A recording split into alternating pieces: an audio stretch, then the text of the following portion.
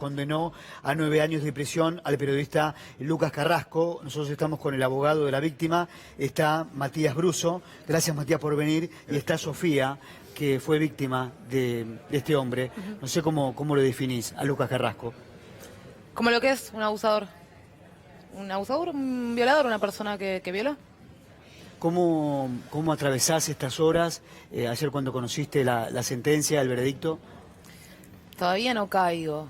Fue un proceso muy largo y se resolvió, digamos, tuvimos 2 audiencias nomás, fue un juicio bastante corto, así que todavía no caigo, pero contenta porque hay condena. Sumamos también a su abogado y estábamos conversando un poquitito, uno hace una previa, ¿no? Y yo le preguntaba cómo hace una mujer, o en esta situación, cuando tiene una relación consentida, pero dentro de esa relación consentida suceden cosas que no quiere. Entonces, ¿cómo haces para probar? Porque además de todo tenés que probar que eso sucedió.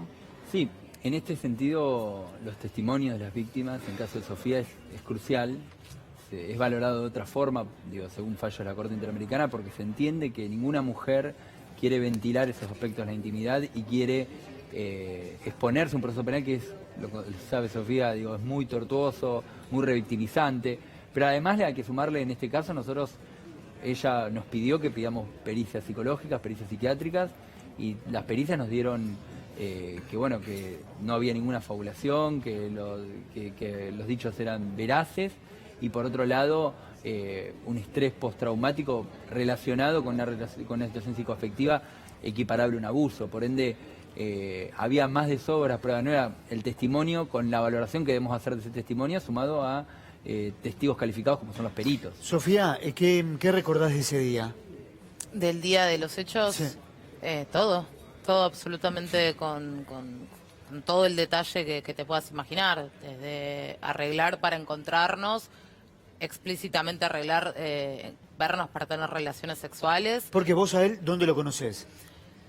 Yo lo conozco como cualquier persona, él era un periodista, yo en ese momento militaba en la Cámpora, lo conozco, hablamos por Facebook, él me manda una solicitud y un mensaje, y ahí acordamos para vernos y tener un encuentro sexual. Eso había sido el acuerdo.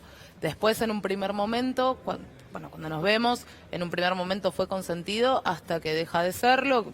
Ya lo he dicho, primero una relación sexual anal sin mi consentimiento, donde hay fuerza, donde yo lloro, grito, le pido que pare y él no paraba, hasta que en algún momento cuando se sale de encima mío, yo le pregunto hasta cuándo ibas a seguir y él me dice hasta que te acostumbres. Ahí yo junto mi ropa, voy al baño y después, bueno, nada, viene una etapa donde no hay violencia, donde yo le tengo que realizar sexo oral, pero lo hago más que nada como para que no me pasara nada peor de lo que me había pasado. Primero, vos contaste en otros reportajes que estabas en el departamento solo con él. Vos te vas al baño y ahí en el baño te das cuenta que había ingresado otra persona. No, a ver. En el baño yo empiezo a pensar cómo salirme de la situación, cómo irme sin que él se diera cuenta, y no era posible porque había llave y había traba. Entonces hice, como pasa en las películas, que el que está con el cuchillo, con el arma, vos decís, bueno, vamos a seguirle la corriente. Bueno, fue Pero así. él no te quería dejar ir. No, en algún momento sí? cuando yo empecé a pedirle que me dejara ir, él me decía que no encontraba la llave, que el encargado no estaba, así que, y cada vez que le volvía a pedir que me abriera la puerta, era siempre la misma respuesta. Después de que pasa todo el acto de violencia y lo del el sexo oral, llega la hermana y ahí yo ya puedo, después de insistirle varias veces, lograr que me abra la hermana. Ahí la hermana, a ver, ¿se da cuenta de algo o no? No. Yo me pongo más insistente con el tema de que me abriera la puerta porque tenía actividades que hacer con respecto a la militancia y bueno, empieza a insultarme. Cada vez que podía se bajaba el cierre del pantalón para tratar de convencerme. Por supuesto, cada vez que le decía que me tenía que ir, me insultaba. Hasta que en algún momento me fui con la promesa de volver y le pide a la hermana que me abriera la puerta. Sofía, ¿vos te diste cuenta inmediatamente te pasa esto? Que en el marco de una relación consentida habías tenido que hacer cosas que no querías y que eso era una violación. Yo me doy cuenta que fue algo horrible, espantoso, pero yo no le puse nunca el nombre de violación. Yo no cambio los hechos, pero cuando lo conté, que se lo conté a 3 personas, no dije, che, me violaron, esto es violación. No, hasta que 3 años después, cuando hago la denuncia en UFEM, en la unidad fiscal especializada en violencia contra las mujeres, me dicen, esto que te pasó es violación. Digamos, yo pensaba que la violación era un desconocido al costado de la ruta, o en un callejón sin salida. Para mí no era violación, o no imaginaba la violación si previamente había consentido una relación sexual. ¿Cómo fue, perdón, cómo fue para vos en el transcurso, digamos, del proceso de la justicia, tener que demostrarle a la justicia que te había pasado lo que vos estabas relatando? Bueno, hay un manoseo, es incómodo, es feo, tenés que estar probando permanentemente que fuiste abusada. Por supuesto que por la presunción de inocencia él no tiene que demostrar su inocencia, sino yo su culpabilidad, pero hay un manoseo, lo tenés que contar en UFEM, luego se lo tenés que volver a contar a los peritos, en una instancia oral lo tenés que contar frente, bueno, en este caso a una sola jueza, frente a la defensa. Él no estaba en ese momento presente, pero sí estaba escuchando todo lo que yo declaraba, y es feo, son cosas que dan vergüenza, así que... es bastante revictimizante. Durante esos 3 años que vos tardaste en hacer la denuncia, ¿él intentó contactarte? Sí, de hecho, como él había repartido cosas con algunas personas que militaban acerca de hacer tríos y sobre mis gustos sexuales, yo cada vez que él me hablaba, lo que yo pensaba que era mejor para mantenerlo a raya, y yo quería seguir militando, quería olvidarme de lo que había pasado, era mantenerlo a raya. Cada vez que él me hablaba, le hablaba. Él siempre me invitaba a salir, pero yo o le contestaba con evasivas o directamente no le contestaba, pero sí. Sofía, ¿y qué papel ocupó tu familia? ¿Quién te contuvo durante ese tiempo antes de que vos recurrieras a la justicia? Es que en realidad mi familia no lo sabía nadie hasta que yo decidí hacer la denuncia. Yo estaba decidida a olvidármelo, era lo mejor que me podía pasar para seguir militando, para seguir estudiando. Después sí, una vez que les cuento tanto a mi papá como a mi mamá sobre lo que me había pasado sin dar tantos detalles, de hecho ellos se enteran de los detalles en la primera audiencia de juicio, ahí sí me apoyaron desde el primer momento, y por supuesto compañeras, no solamente el apoyo de compañeras que han denunciado a Lucas Carrasco, sino también compañeras que denunciaron ante Palma, a Cristiana Aldana, pero es crucial, es esencial el acompañamiento y el apoyo, si no, es casi imposible. ¿Cruzaron miradas o se volvieron a encontrar ¿Sí? con Lucas? ¿Y qué viste cuando lo viste? En un primer momento, cuando él declaró, yo no pude estar. Cuando yo declaré, él estaba en una sala contigua, esperando, escuchando todo, estaba su abogado presente. En algún momento se interrumpió la audiencia porque él quiso entrar, tuvo que pararlo la policía, se tuvo que interrumpir la audiencia, así varias veces.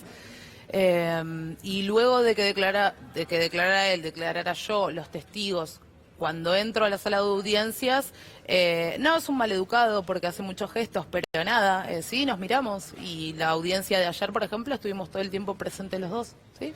¿Qué gestos hacía?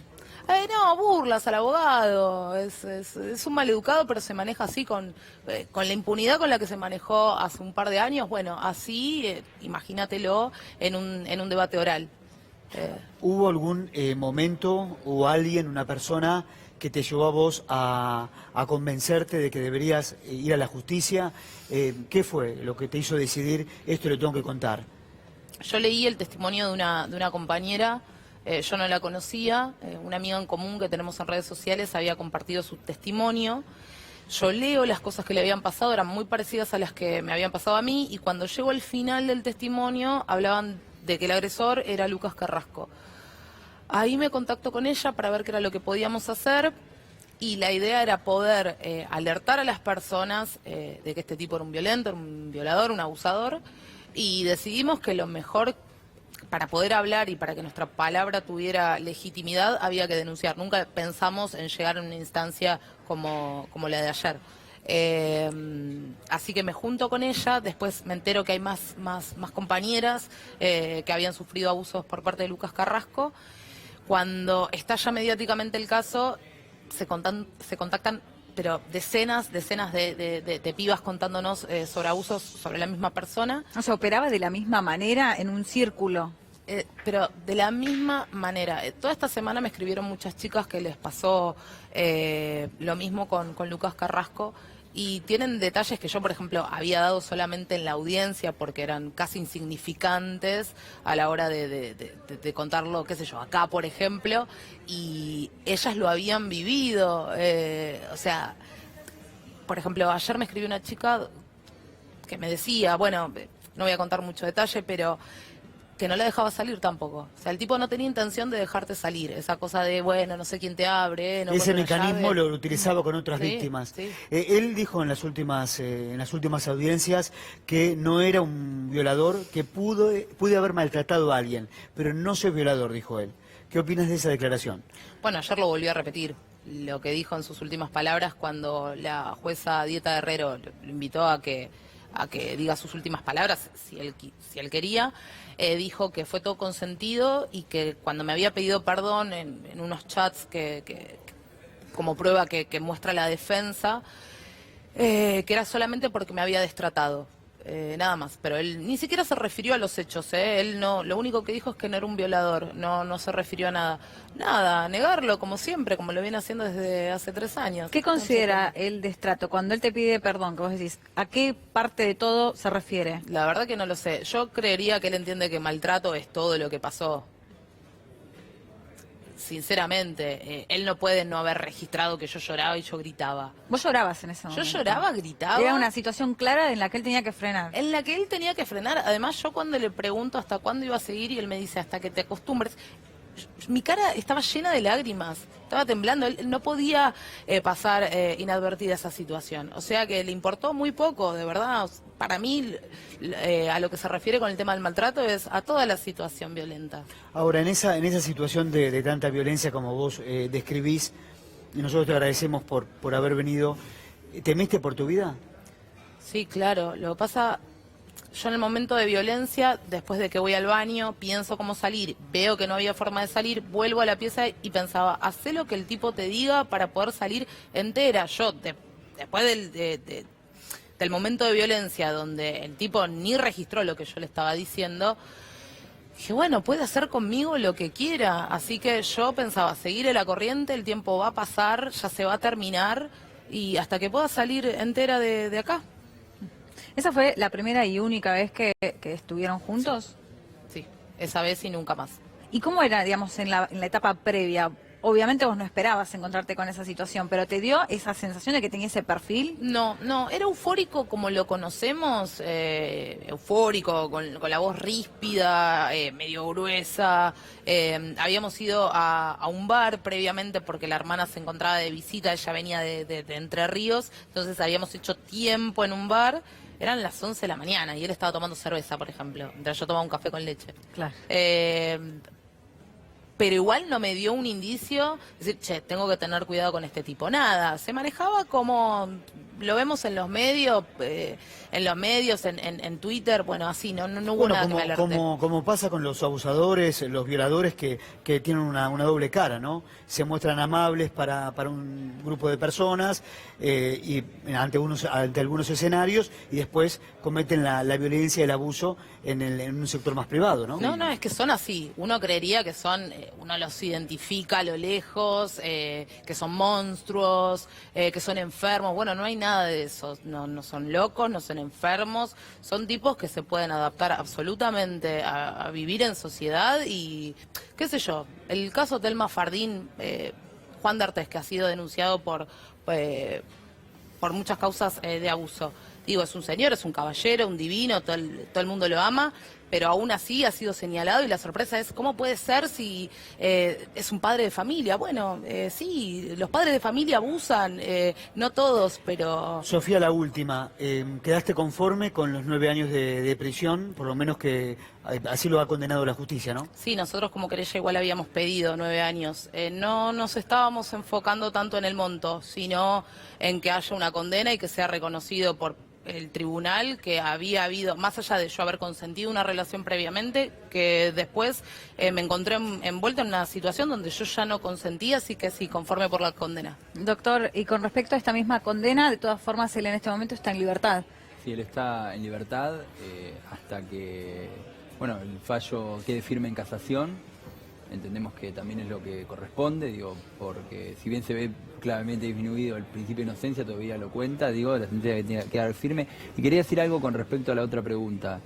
Hay algo que tiene que ver con esa idea de que los violadores son enfermos, cuestiones... Vienen del seno de nuestra formación como sociedad, digo, mi compañera en el alegato dijo, son hijos sanos del patriarcado, y en ese sentido hay que discutir esto. Esto es un hecho y es un fallo que les toca muy de cerca a todas las mujeres, porque si bien no con la gravedad que sufrió Sofía, muchas han vivido otro tipo de abusos que hoy le pueden poner nombre. Digo, Doctor, muchas gracias. Y Sofía, también gracias. Y muy valiente.